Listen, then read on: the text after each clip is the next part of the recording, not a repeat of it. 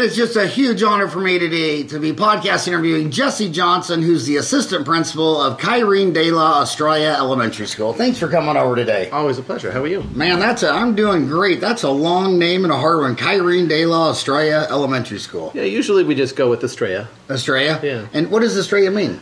It's Spanish for stars. So if you come over to our school, everything is a star. Everything is star related.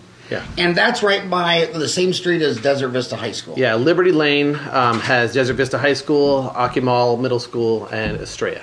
And I had 4 boys born in 89, 91, 93, 95 go down that street for 17 years. It's a one-stop shop. It's pretty nice. It was nice. And we only lived up the street. Yeah. And I think I made that walk 847 gazillion times. I'm not for sure. I'm sure. So Jessey Johnson has been an educator in the Kyrene School District for 17 years. In that time, he taught middle school math, served in administration as multiple middle schools, supervised the Kids Club after-school program, Montessori Preschool, early learning centers, and ran the CASA Vida home school support program. Currently, he's in his second year as the assistant principal at Kyrene Estrella Elementary School. Jessey is familiar with the wide array of offerings that the district has, including community education, middle school, preschool, and elementary. He is also a graduate of Arizona State and Northern Arizona State. Do you have a degree from each one? Yeah, but I don't have a degree from the other one. U of A, yes. No. We both agree on that. I went to ASU. My perfect son, Greg, went to ASU. Good. The 3 bad boys went to NAU. Well, I think they actually got a degree in skiing, if I'm not for sure. Every time I ever called them, they couldn't get reception because they were on the slope. He is also a graduate of Arizona State and Northern Arizona State University. His children attend Kyrene schools, and he is a proud supporter and advocate for the Kyrene School District.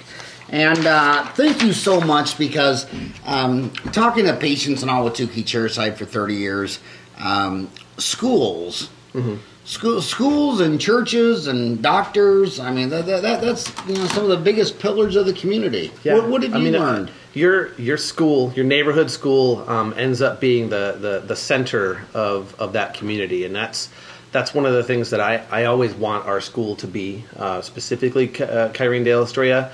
But all of our Kyrene schools strive to be the center of that community, the place you would go if you need something, sort of an outlet for all sorts of other things. I mean, and we have families that call and ask us questions that may or may not have anything to do with their child's education, but just about the welfare in their family. Well, I'll tell you what. So I was a little biased when I moved here, because I grew up in Catholic in Wichita, Kansas, with 5 sisters and a brother.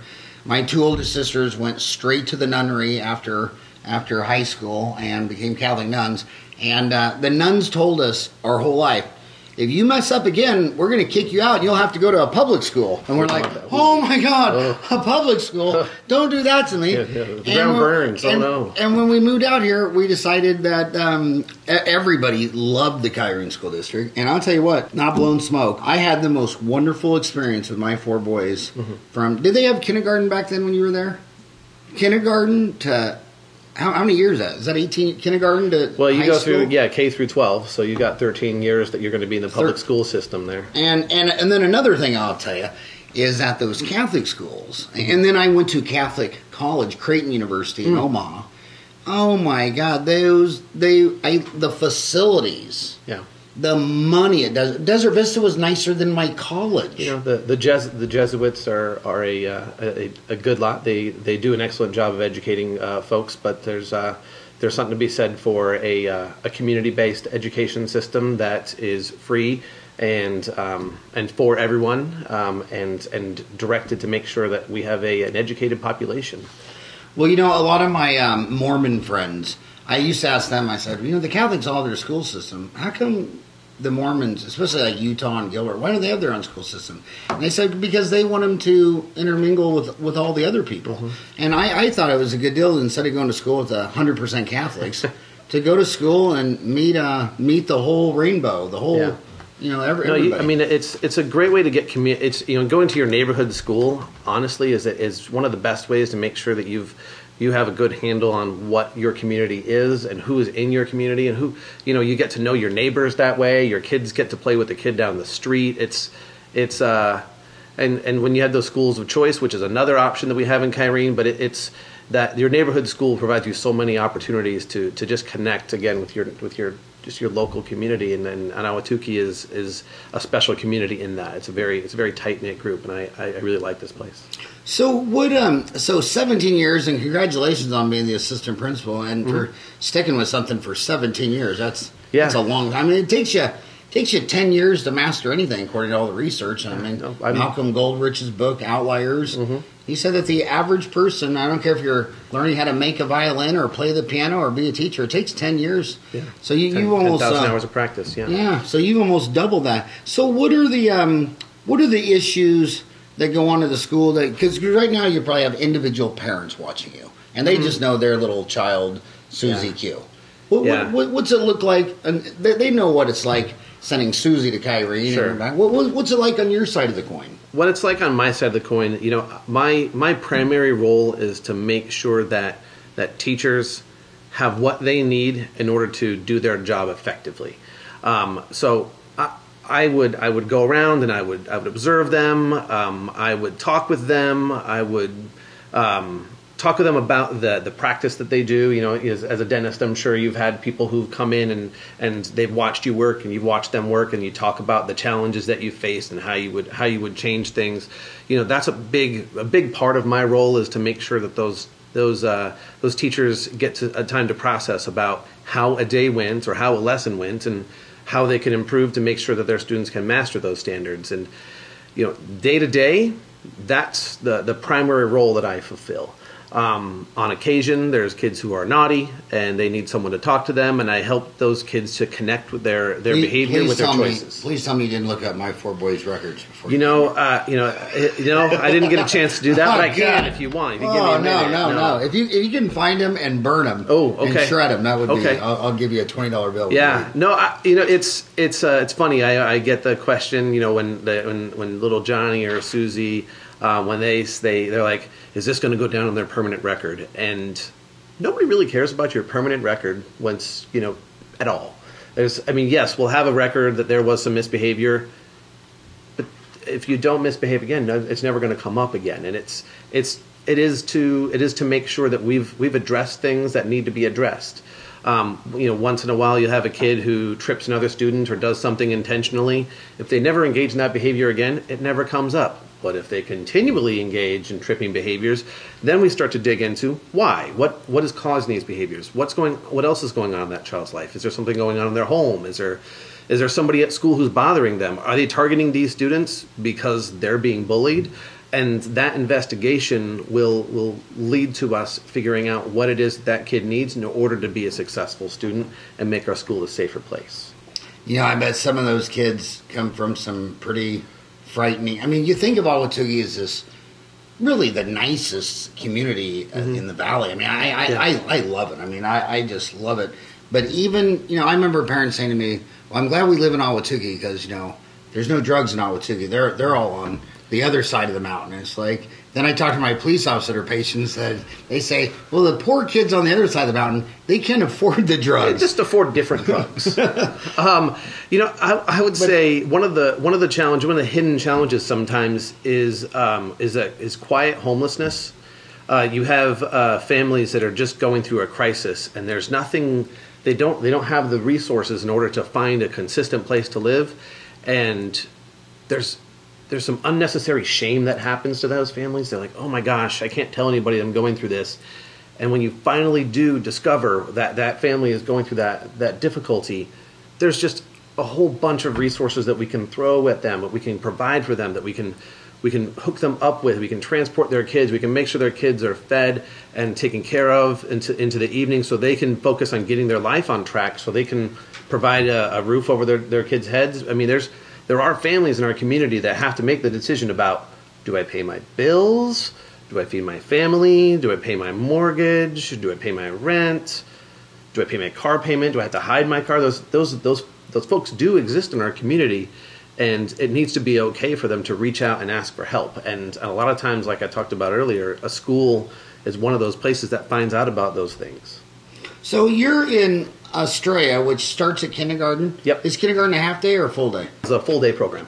Full day program. Yeah. I got gypped out of kindergarten when I was a kid. Yeah. My mom had 7 kids, and 2 of them were in school. Anyway, I was supposed to start kindergarten. It was a half day, and she broke down bawling to Mother Superior saying, "I got 3 more babies at home. I can't come back at noon, and then I can't come back at 3. Can't you just start them in the 1st grade?" And Mother Superior said yes. Oh, sure. So I was always the youngest kid in the class by about a year and the shortest.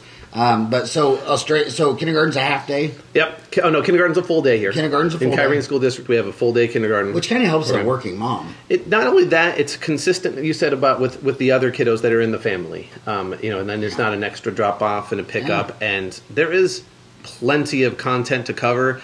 I don't think it would be reasonable for a teacher to be expected to get through and make sure their students have mastered all the concepts and all the content that they need to master at the end of kindergarten. I mean, I joke all the time. I mean, picture being a kindergarten teacher. Okay, you've got a room of maybe 23 5-year-olds. Okay, just picture that. And then I already have a migraine. Like, it's just the energy of those 5-year-olds just running around the room, and then picture getting them to do anything, like just get in line.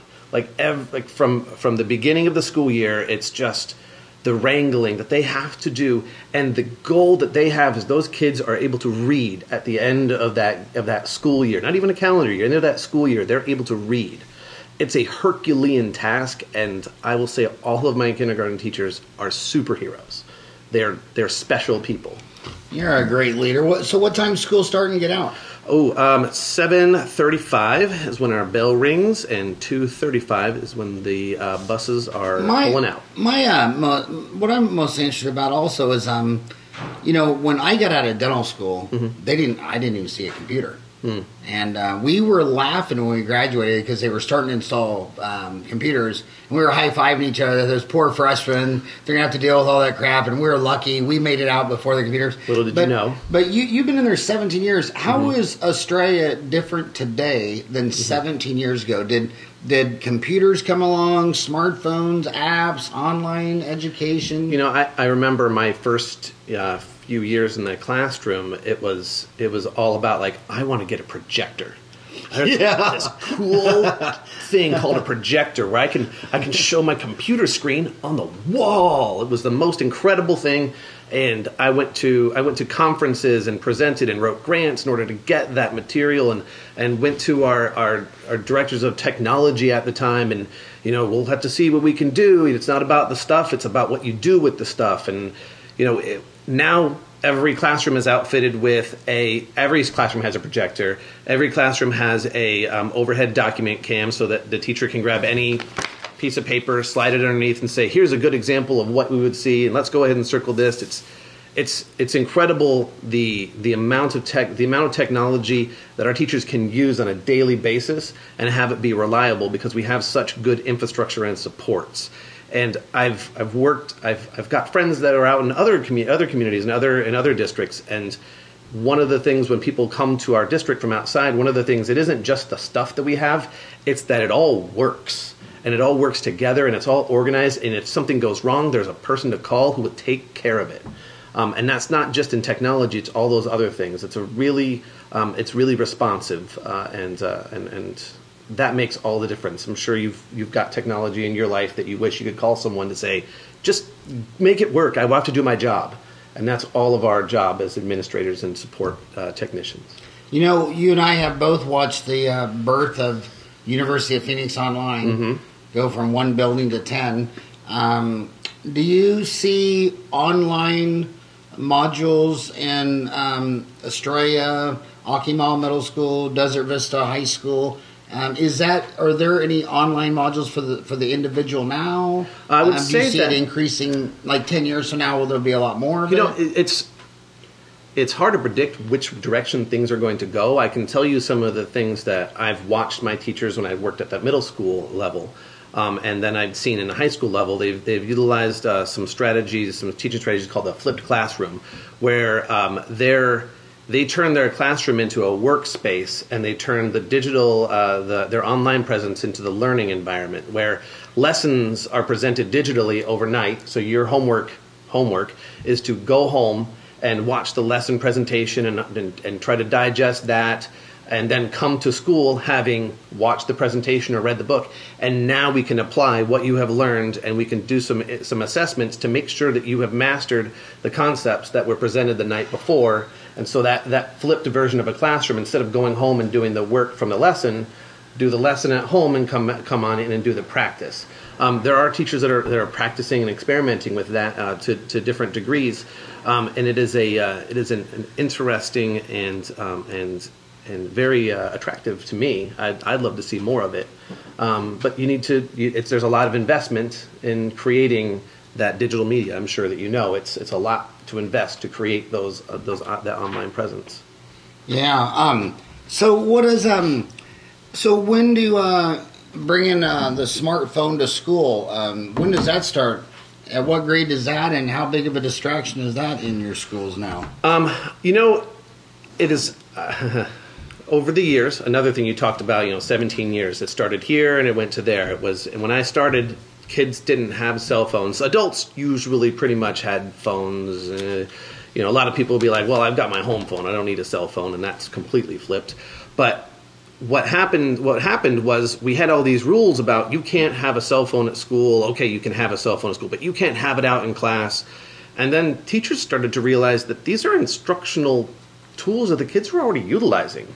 And it's silly of us to pretend like they don't exist.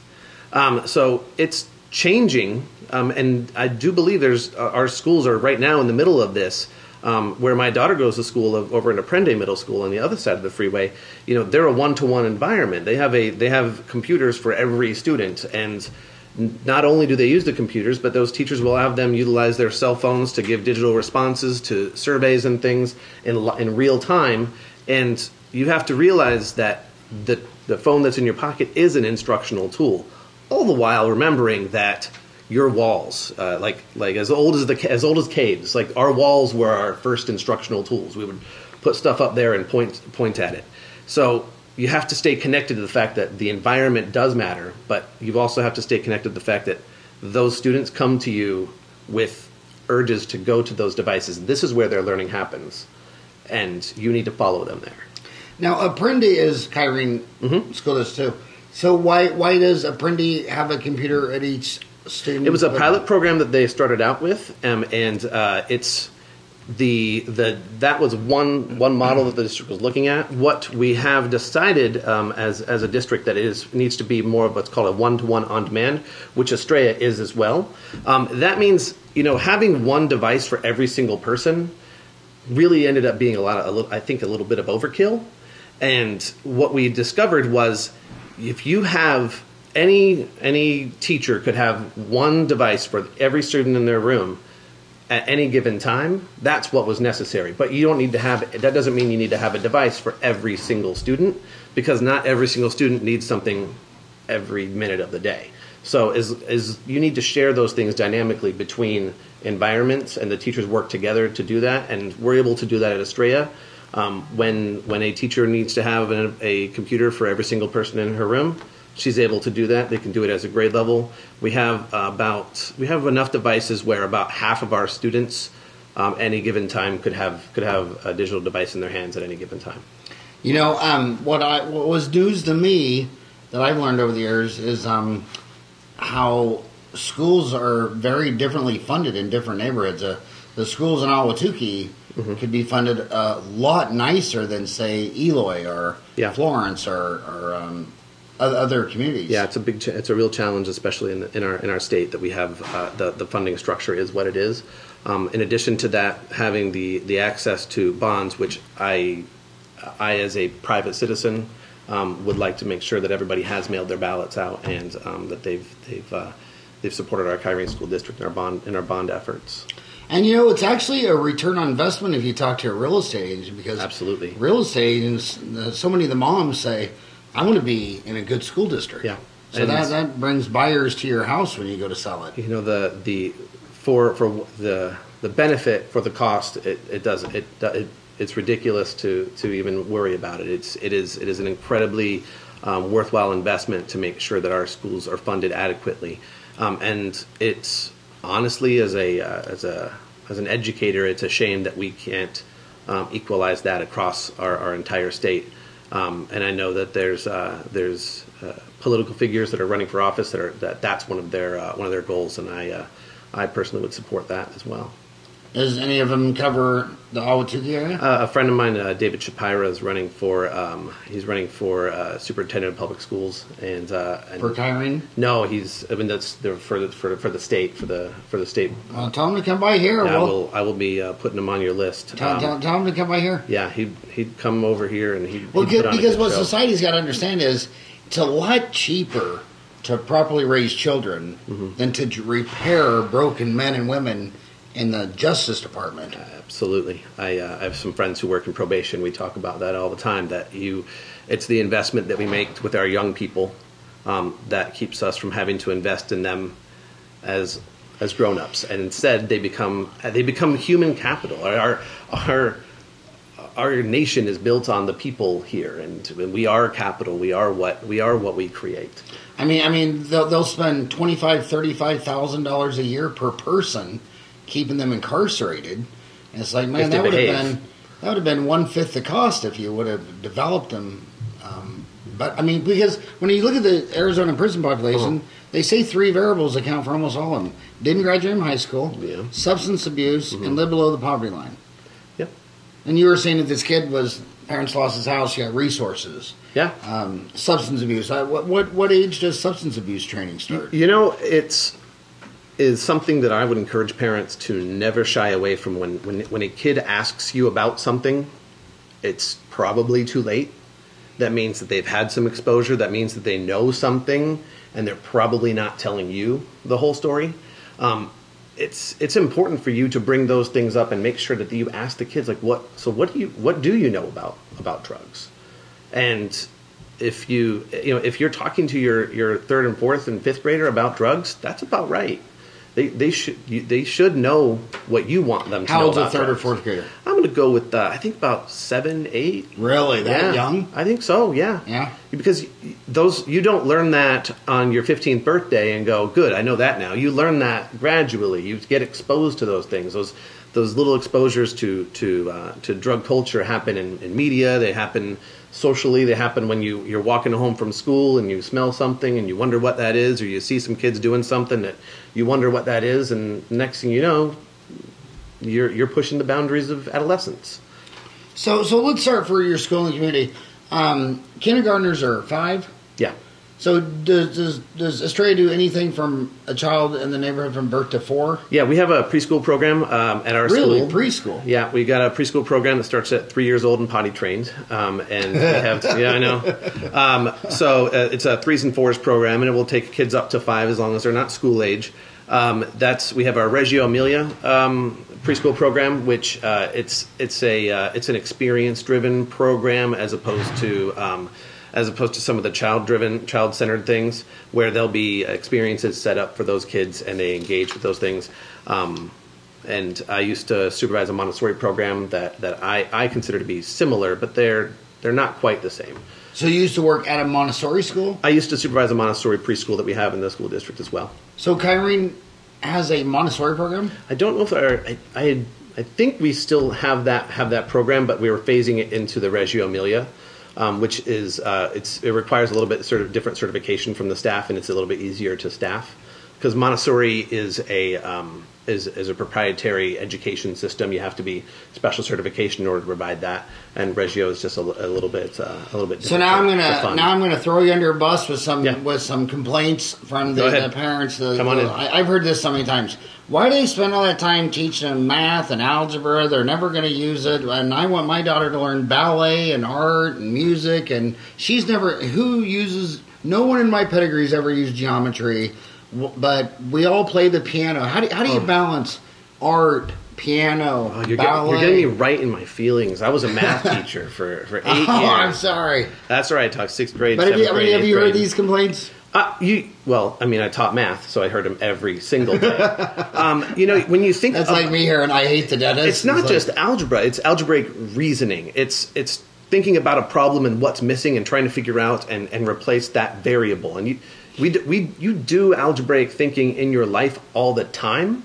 You may or may not use algebra as a discipline, but the reasoning methods, I know this and I know this, so that means that this has to be one of these two options. There's a lot of the algebraic thinking that happens in your life that discipline prepares you for. It's a way to train your brain into solving problems that we as humans have come up with over millennia. But I will say that it is important for us as educators, it's important for us as a community not to limit the ability that, are you sure that you'll never want to utilize and do any higher math than, than 1 plus 2? I mean, do we really want to stifle our generations of children into saying, you're not doing so good, so how about we are going to go ahead and send you to a trade school? The philosophy that I believe in is we want to make sure that kids are able to make choices with their life and what they want to do with their education after their high school experience, and prepare them for, if they would like to go to college, that they are prepared, that they don't walk in there being at a deficit. And it's a big challenge. Is there so Estrella's called primary school? Yeah. Or elementary school? Elementary. Estrella's elementary school, Akimal's middle school, Desert Vista's high school. Is PE still a class every day like it was when I grew up? In elementary school, PE is offered once a week. You've got art once a week, music once a week, library once a week, PE, and then your fifth special is going to be computers, and teachers going to take those kiddos to the computer lab. So in elementary school, every single day you're going to have one of your exploratory classes. When you get to middle school, you've got two of those choices a day. So, for example, my daughter, she doesn't take PE, but she could. Instead, she chose to take art, and she chose to do band. And she can't not do band. She has to do band, or else the world would come to an end, because it's the most important thing in her life. But I do encourage her the next semester she's going to be taking drama, because I'd like her to get used to the fact that you get up in front of people and you have to create and you have to deliver, and it's okay if you fail, you can try again. So there's all those disciplines that are available. In addition to that, you've got after-school activities that are athletics that are available at a very reasonable price. And if you can't afford it, we'll help you to afford it. And then when you get to high school, there are expectations that you have to take. I think it's 2 PE classes before you can graduate. And there's different options for that. Again, my daughter, who's going to be going as a band student, she'll be doing marching band. But I can tell you, those marching band kids, they run laps every morning at 6 o'clock in the morning before they go out there and they start playing their flutes and whatnot. So no, it's a physical activity. So yes, it is a core part, and my PE teacher at my school would be very, very frustrated with me if I undersold it.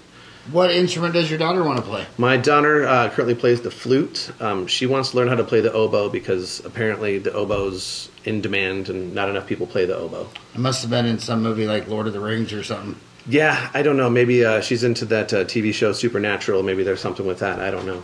So I want to go back to logistics. So let's say mom and dad work downtown and don't get off till 5. Then with I-10, get here at 6. What after school do you offer? Or do they have school's out at 2:35? Do they got like 15 minutes to get out? Everybody leave.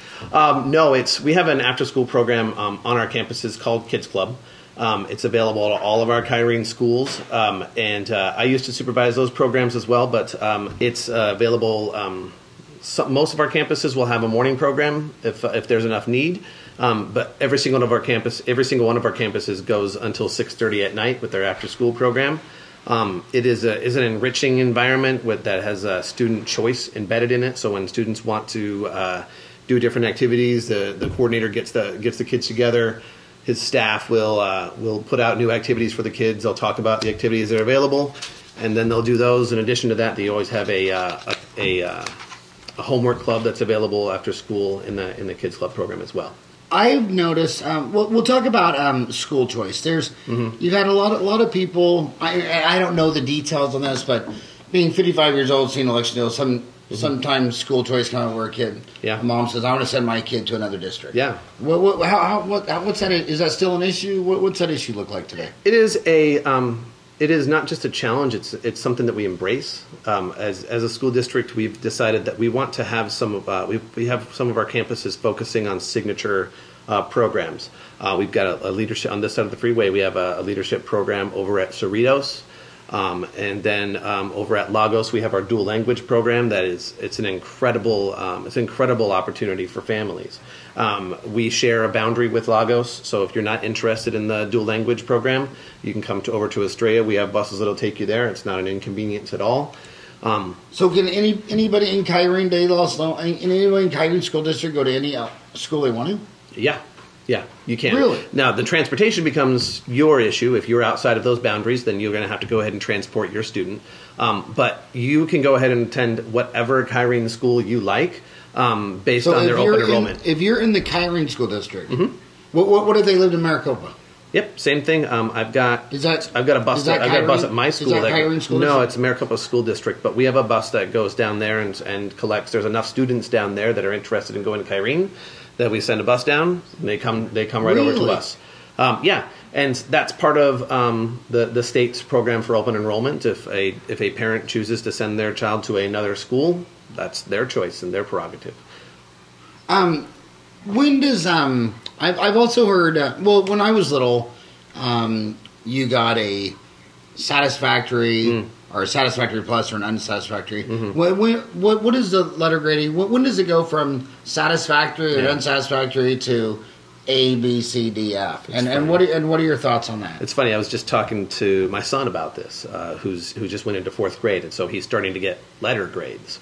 And so that starts in the 4th? Yeah, that starts in the 4th grade. What is it in preschool, kindergarten, 1, 2, 3? It's developing or proficient or needs improvement and along those lines. So you're talking about students that are trying to master standards. Our teachers try to work about standards-based grading, that those students have to achieve certain milestones in their development and mastering certain standards that they've been working on.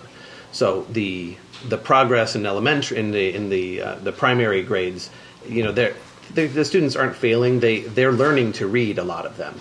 By the time you get to 4th and 5th grade, it has more to do with the student's effort, and that's when those things start to change. And by middle school, the students they own their grades.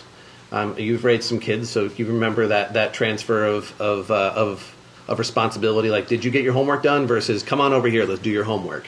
And so as that transfer of responsibility happens, they become more connected with and a part of their grades. Yeah, I've noticed a lot of news stories over the years that say there's been a lot of grade inflation. I remember an A was 93 to 100 when I was young, and then it turned into 90 out of 100. Then it turned out to instead of only 20% of the kids getting an A in a class, a third of them get an A in a class. On the curve and stuff, yeah. The philosophy that I've shared with teachers is that the student's grade needs to reflect their mastery of content.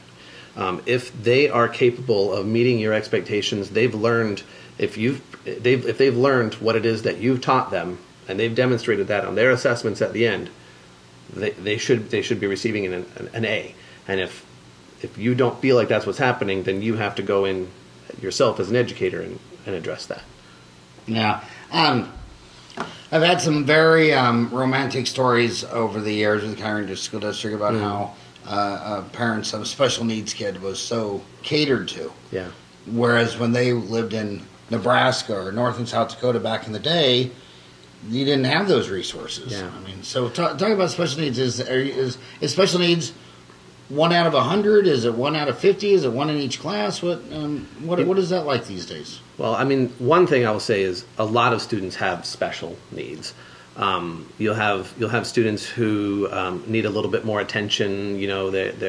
They might be diagnosed with an attention deficit, so that means that the teacher is going to probably check in with them once in a while and provide them opportunities to move a little more often, or they could go ahead and consult with one of our resource teachers and get them things like a wiggle seat, which is a little pad they would put on their seat, and it gives them something to do so that they can sit there and wiggle. Or they get a T-stool, which is just like a one-legged stool, and it engages their core, and they'll be a little more engaged with this, and then their body will be busy, so their mind can focus. That's the lower level when you're talking about that. But then you go all the way up to I haven't heard about any of those three things.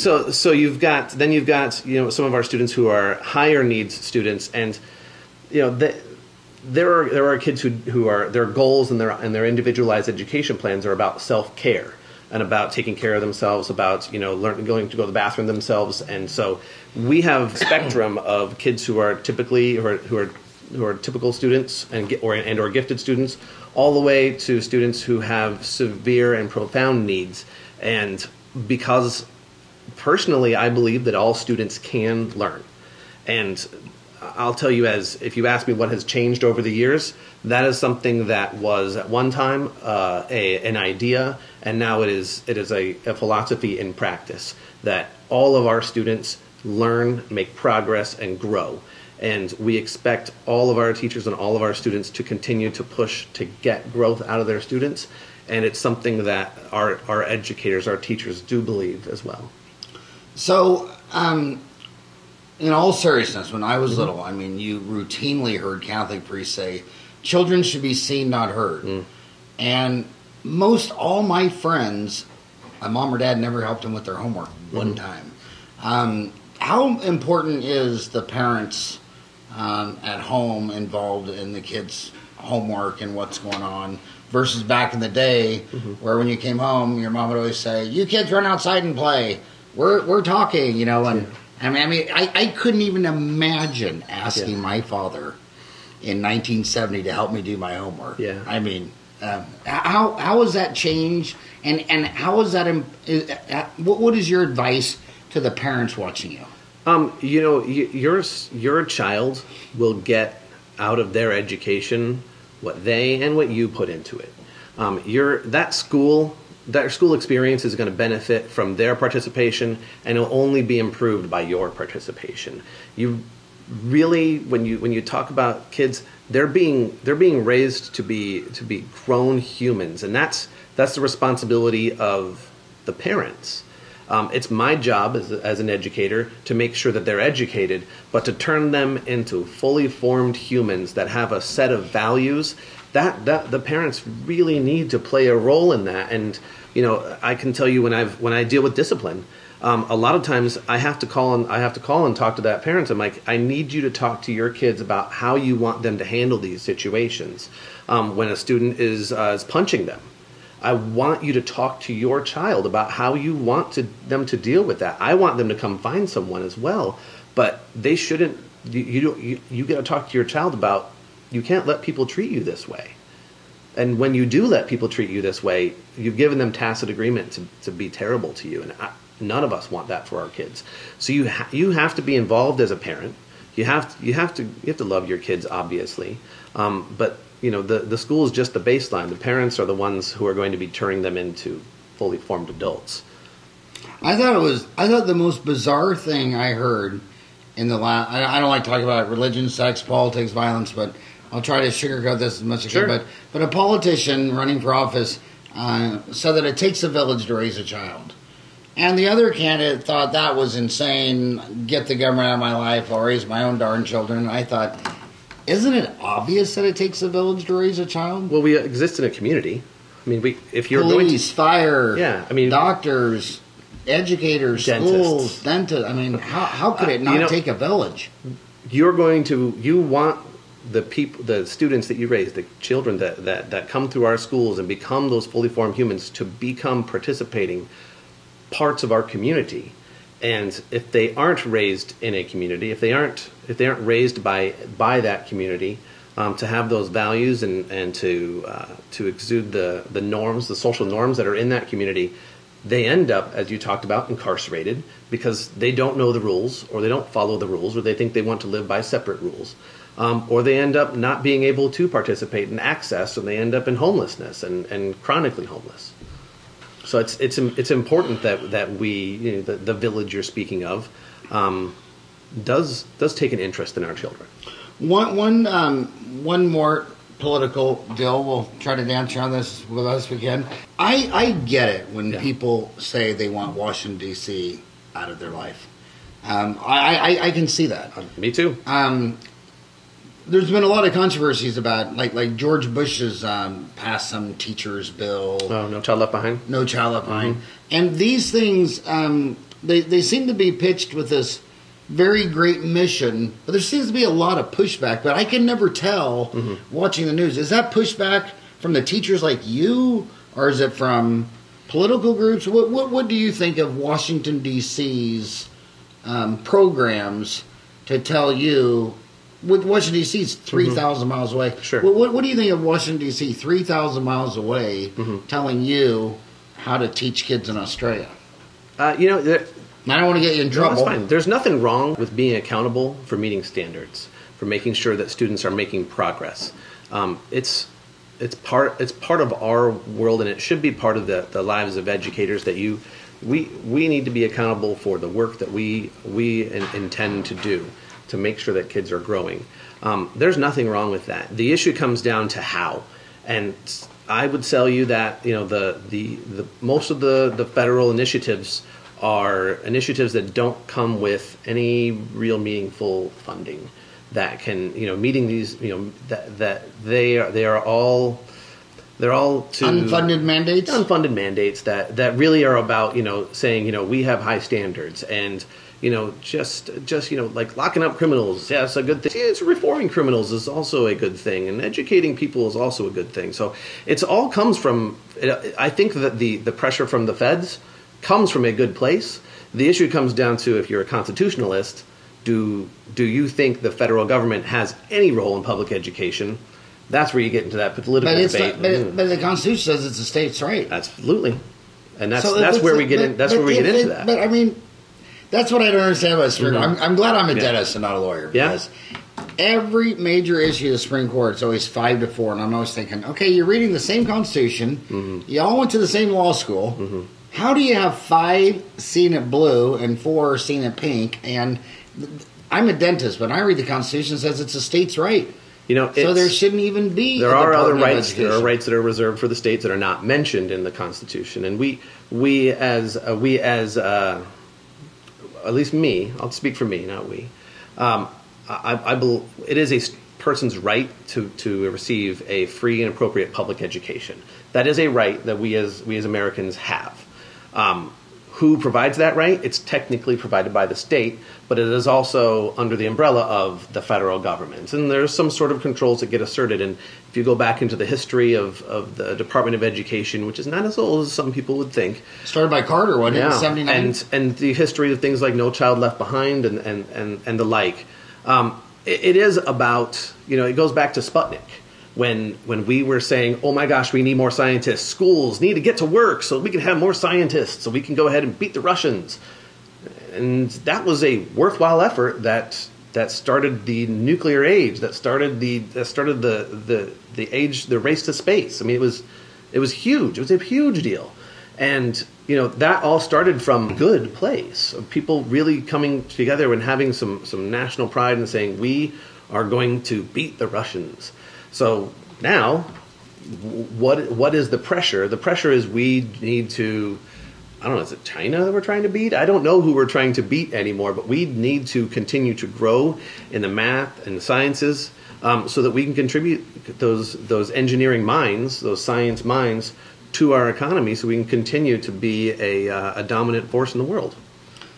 Back to that federal thing, I remember one of the things, like I said, I never read No Child Left Behind. I was reading dental journals. It's riveting. But one of the things that was all over the catchphrase is that ketchup was counted as a vegetable. But back to that federal food guidelines. From a dentist point of view, I've read several studies in dental journals that when a child has, because we're not really pro Coke and Pepsi. No, we're really not into. We're not really into Mountain Dew. Yeah. But if you do drink a Mountain Dew, that a child's attention goes in half. Like if they get up and they eat a non-caffeinated breakfast, they can listen to something for 15 minutes. You give them caffeine, you cut the attention in half, and that leads to what role do you think diet plays in education, and how does that play in? Do you provide school? Does everyone get a school lunch, or do you have to? Or do they bring their own lunch and pay extra? Yeah, our school has. We have free and reduced lunch programs all over our district. You have what? Free or reduced lunch programs all across our district. We do have a hot lunch available for students every single day that do meet federal guidelines. Those federal guidelines do, we work with a separate food vendor that provides food that I feed my children on a regular basis. They get school lunch. But I'll send money in. But if for some reason there was a family that couldn't afford lunch or couldn't afford to pay full fare for lunch, we would you work through those federal guidelines, which is some of those federal dollars you were talking about earlier that we do get to offset those costs to make sure that those kids do have access to food. Because but is that food Coke and pizza and French fries? No, it's got protein. So we've got multiple components. You've got whole milk. You've got proteins in sandwiches and things like that. You've got a salad bar that's always available. They have to make sure that they're eating vegetables as well and fruits. It is a pretty good nutritionist look into that. Pretty good nutritionist. Yeah, we have a nutritionist who plans those meals as a part of that. So is Coke available in the cafeteria? Nope. What about Coke machines? Nope. Really? There's no Coke machines? Nope, not on any of our campuses. Even in the high school? I can't speak to Tempe Union. I don't know if they are able to have Tempe those. Union is different than Kyrene? Yes, they're a separate explain school that. district. So Kyrene School District is an elementary where kindergarten through 8th grade. And then so that includes middle school, 6th, 7th. Yeah, 6th, 7th, and 8th grade. So that's Kyrene. That's Kyrene School District. Mm-hmm. Is elementary, middle school. Mm-hmm. And then what is Desert Vista, Mountain Point? Desert Vista, Mountain Point, Corona, all of those schools that are in this area are part of the Tempe Union School District. Oh, I didn't know that. And they are a high school only district. And if you go back into the founding of this area, not everybody had to go to high school. So a lot of areas didn't have a high school. There was just, Kyrene School District is older than the high school district because that's 8th grade is about, probably 6th grade is about what a lot of our communities would go to. When we were little, our dads used to always talk us out of going to high school. I mean, my dad had a Sonic drive-in. Yeah, my mom rode her a horse to school every single day. And are you kidding me? No, what state was that? Here in Arizona, up Paradise Valley High School. She would ride her horse in and put him up at the stable, and she'd take off around lunchtime to go brush her horse, make sure there was fed and everything, and head on back to class. Yeah, wow. She lived in Carefree. I think it was like an hour horse ride in order to get to high school, and it was like in the dark sometimes in the wintertime. Yeah, a lot of my friends, their dads, had dairy farms, small grains, wheat, cattle. Mm-hmm. And a family business, and there was a lot of pressure on the boys. Yeah. Why are you down there learning algebra? Never going to use it anyways. Yeah. Yeah. I want you to explain something else that I don't really fully grasp or understand, but you hear a lot of news about charter schools. Yeah.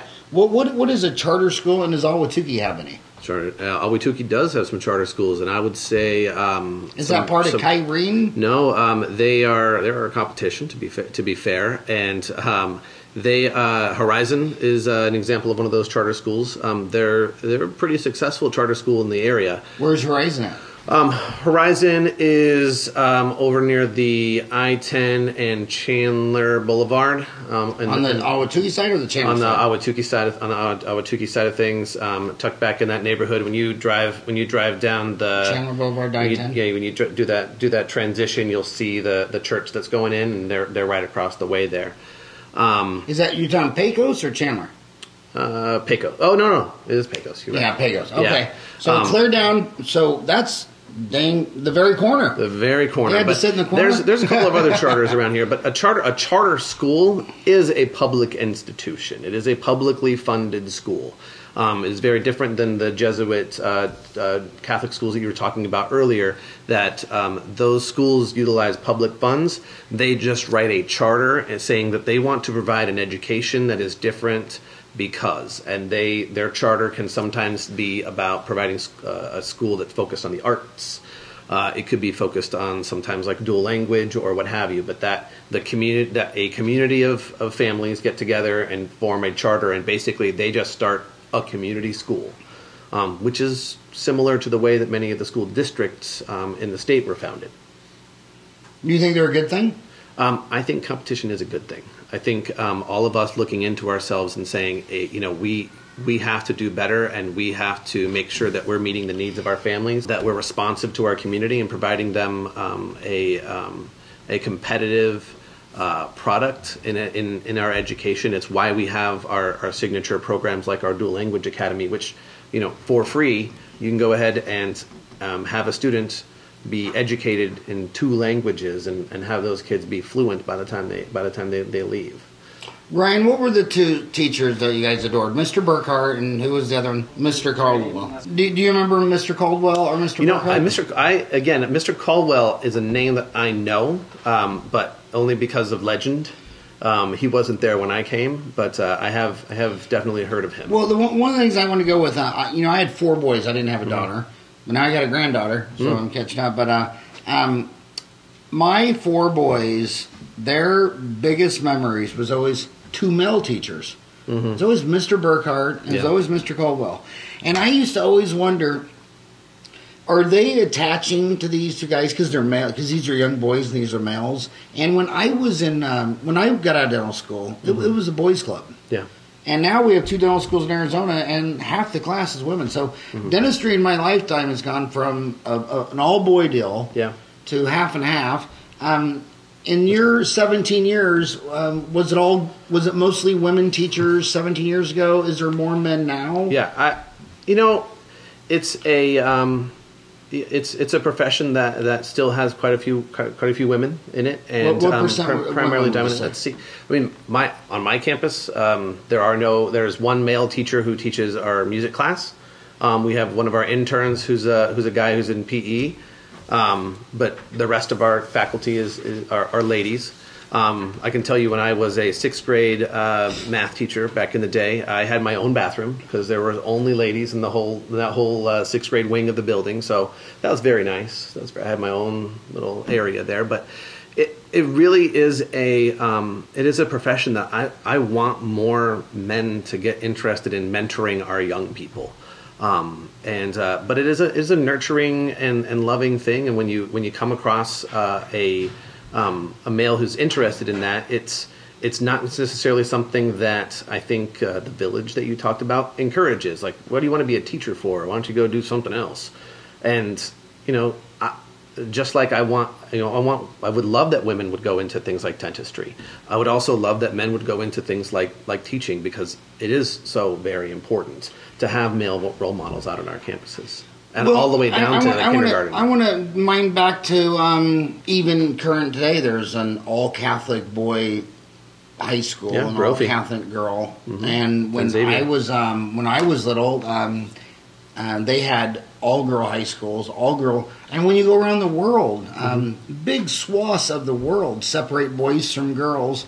And then I wondered if my boys identified with those 2 teachers more. But talk about boy-girl. What do you think when you go around the world and when you go back in time, boys and girls weren't in the same class and now they're mixed together? Is that a distraction, a disturbance? We talked earlier about that community that those young people are going to grow up to be a part of, and just like kids with special needs, you should also be in classes with kids that have a different gender than you. If you're intending to be a part of a community that has mixed genders and has, you're going to have, work with ladies, and you might have a boss who's a lady, then it's probably a good idea that you know how to get along in a world that has ladies in it. I don't think there's any issue with that, but there are sometimes benefits that those gender restricted classes have, but I think they can sometimes be at the detriment of some of the benefits that you get from being around your general community. I can't tell a family that it's a bad choice to go to a Catholic school like Brophy that's all male.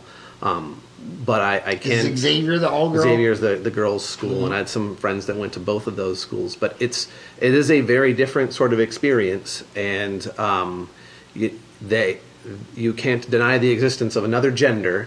You talk about distraction, but I think it is just in our world we exist in a world that has 2 genders. It's how I think it is how a classroom ought to be balanced, and how our workplaces ought to strive to be. I went to ASU and they have many deans. So when I say the dean of ASU, I mean there's deans. The dean of this college. There's all these kinds of deans. But one of my pages is a dean there, and I always say he was telling me one time, I said, well, what do you hear back from these big employers? Like Intel's a monster employer. And we got big companies. Yeah. What do you always hear back about the quality of like ASU's education?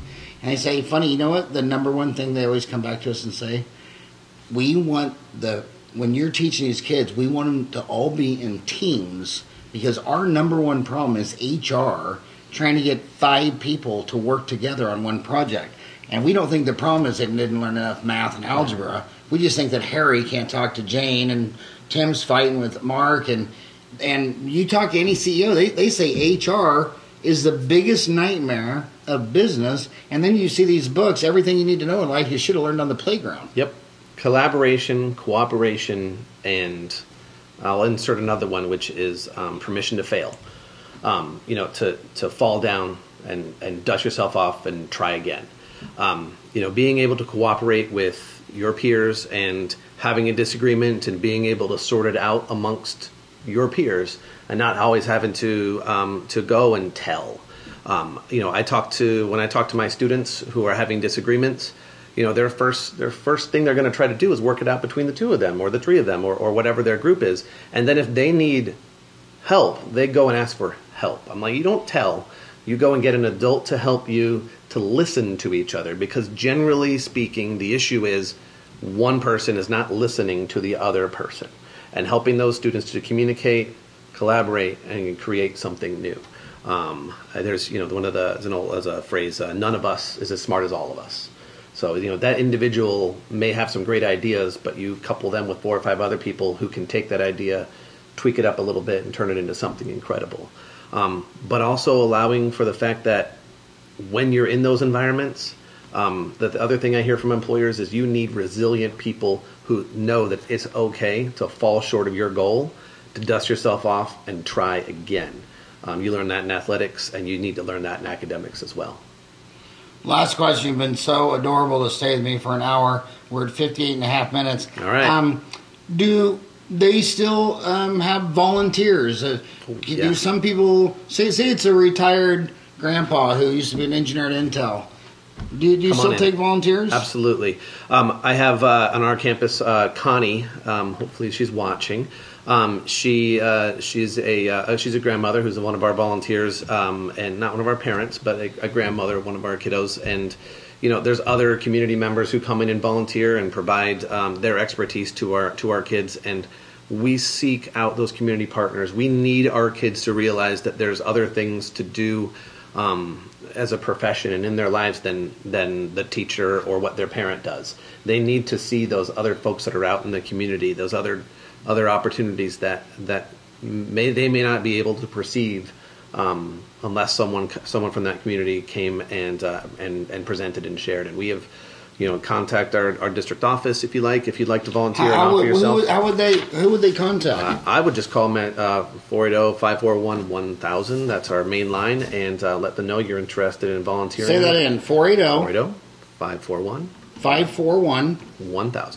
1000. That's an easy number. How'd you get that one? 480-541-1000. And if you're interested in volunteering, or you have expertise that you think could benefit our schools, we're always excited to do those community partnerships. And his website is Kyrene.org/EST for Estrella. And what does Kyrene mean? You can go back into history with that. One of our former superintendents wrote a pretty fun book. I'll see if I can get you a copy of it, talking about the history of this area in Kyrene. And the legend is that the guy who named this area was naming it for an area in, I think it's Italy or maybe Greece, somewhere along the Baltic area, where they had all these cliffs, and he was looking at the mountains and how it resembled the Kyrene cliffs. Kyrene. Yeah. So it's Kyrene's name for Yeah, that's the legend that came down. It's an old area. Hey, I just want to thank you, seriously. Schools, it's so important. Absolutely. And it's just everything, and it's a big commitment, and I'm so lucky that I was part of the Kyrene School District. I mean, 1 street, 3 schools, every one of those classes, like say Mr. Burkhart, Mr. Caldwell, I mean, oh my God. Yeah. My kids had the best experience, and I always looked at my kids' experience and said they definitely got a better education than mom and dad did 25 years ago. I feel the same way. My kids are benefiting from a much better product, and it's some of that, like we talked about, is through competition, but all of it comes down to having excellent, dedicated educational professionals that understand how to get kids to master standards. Thank you so much for your time. Absolutely.